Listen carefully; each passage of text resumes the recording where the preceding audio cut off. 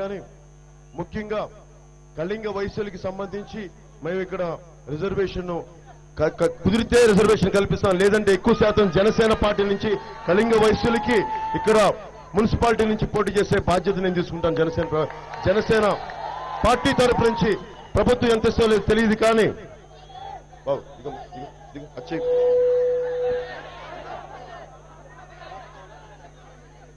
బాబు ఇక్కడ ఉన్న వాళ్ళందరూ దయచేసి కొంచెం అతి చేయకుండా అతి ఎక్కువ తగ్గించండి. పద్ధత ఇది ఇదేనా నువ్వు నేర్చుకుని, ఇదేనా నువ్వు ఉత్తరాంధ్ర చేసేది, ఇదే మీరు ఉత్తరాంధ్ర చేసేది, ఇదే పద్ధతి.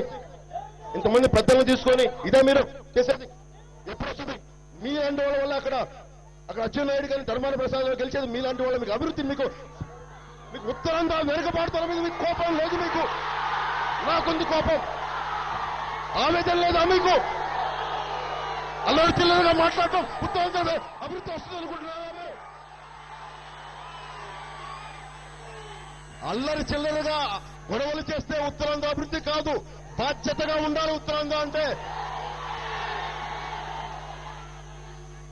ఇచ్చాపురంలో ఉద్దానం కిడ్నీ సమస్యకి ఒకళ్ళు పట్టించుకోలేదు, జన సైనికుల దృష్టికి పట్టుకొచ్చారు ఉద్దానం సమస్యని.